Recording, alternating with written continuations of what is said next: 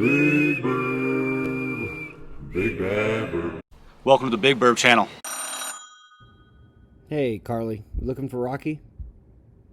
Yeah, pretty sure he is wandering aimlessly in the field. Yep. As you can see, we put the donor truck out here in the field until we're ready for more parts. As you can see around the back, we'll be using this bed as extra storage for right now. You can see the Dodge radiator that we may be using, may or may not. Yet to be determined. Yet to be determined. But it's important to keep all your stuff together. So we'll be using this this bed as a little bit of a storage for right now. The motor is completely torn out and in the shop.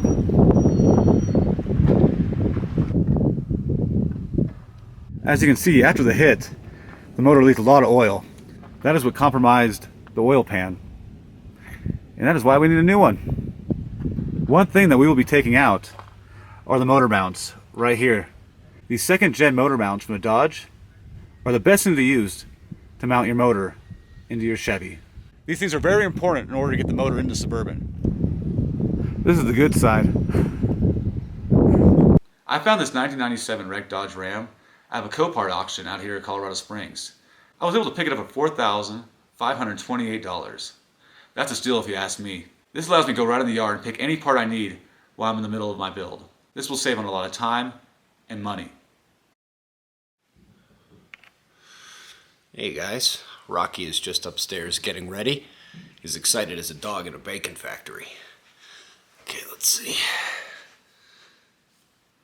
Let's do it. So a lot of you are asking, why the 12-valve Cummins?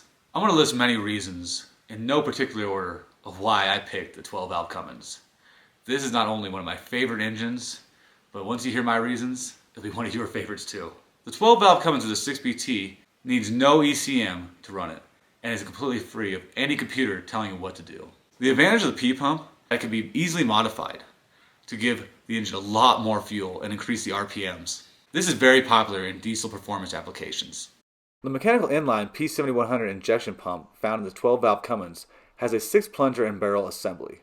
Cam lobes, plungers, barrels, and delivery valves. As the pump camshaft rotates, the cam lobes drives the 6 pumping plungers up and down in their barrels. These 6 individual plungers provide the injection pressure, while the pump's camshaft dictates the firing order. And this is one of the reasons why we specifically sourced this 1997 Dodge 2500 truck. The 12-valve injection system was known to be less problematic, and this was due to its simplicity. However, its simplicity is what makes this engine so brilliant, operating with mostly mechanical components, rather than electrical ones that you'll see on most engines these days.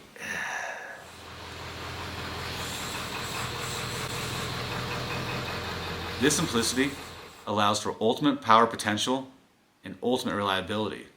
You can't find an engine that has these two put together. These trucks right now are very hard to find. Diesel enthusiasts all around are taking these trucks, restoring them, taking these motors. They're not a dime a dozen anymore.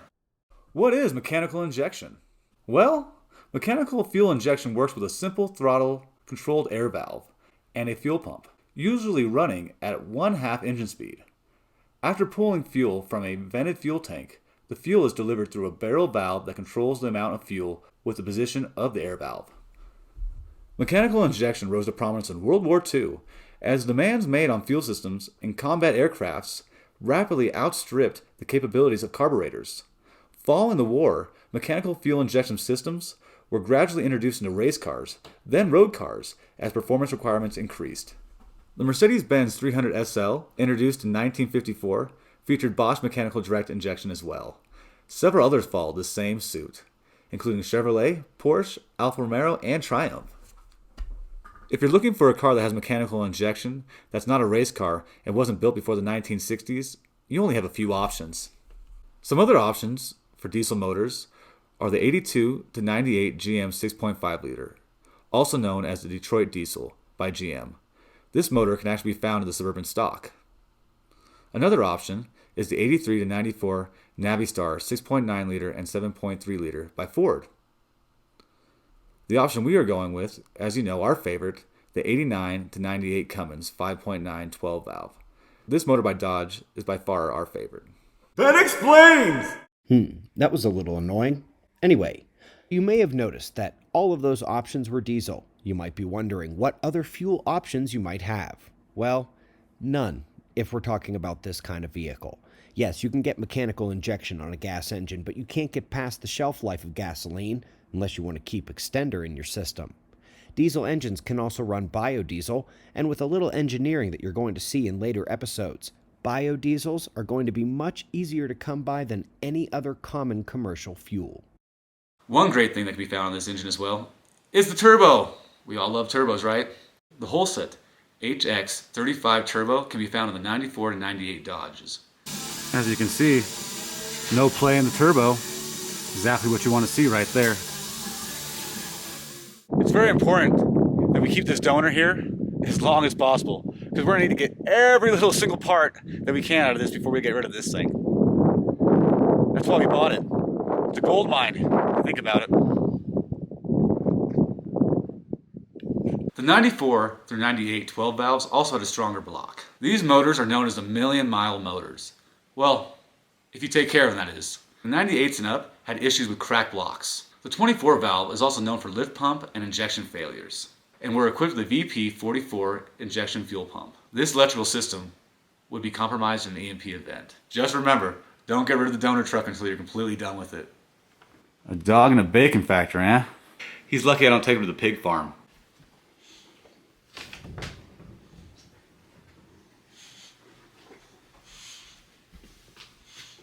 Hi, Ben.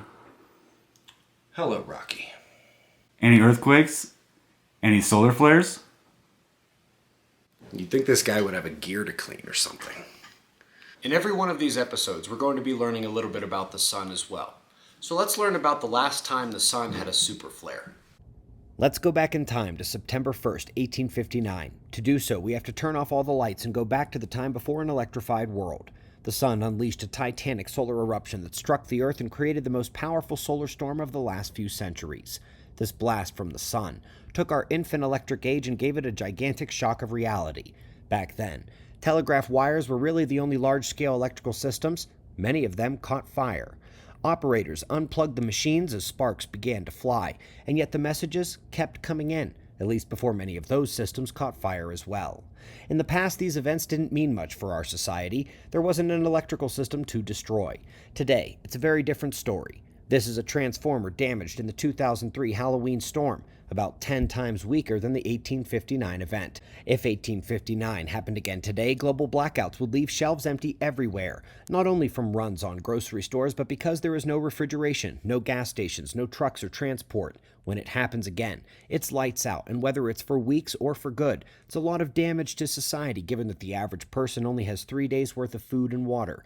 And yes, water will stop from the tap. Gas and heating will not only be out, but could be dangerous with pressure changes and other common gas line problems during extended blackouts. No ATMs, no phone, and eventually, everything runs on empty.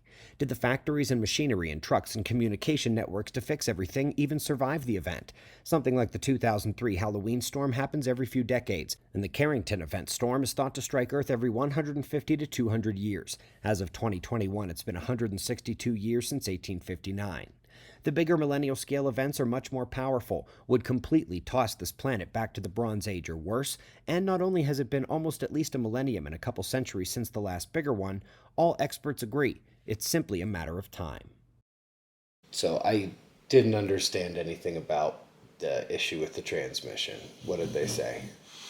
Well, the issue with the transmission, it's electronic. It's a 47RE, not the 47RH, which RE stands for electronic, or RH stands for hydraulic. Huh.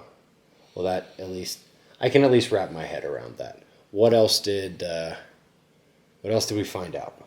Well, the engine's actually in really good shape. It was rebuilt. You said that somebody basically second generation, put it back together and. Yeah, I mean, literally someone rebuilt the engine and then went and wrecked it for us, and then now we have a low-mile rebuilt engine, so thank you. Do a little dance, make a little love. Build a Burb tonight.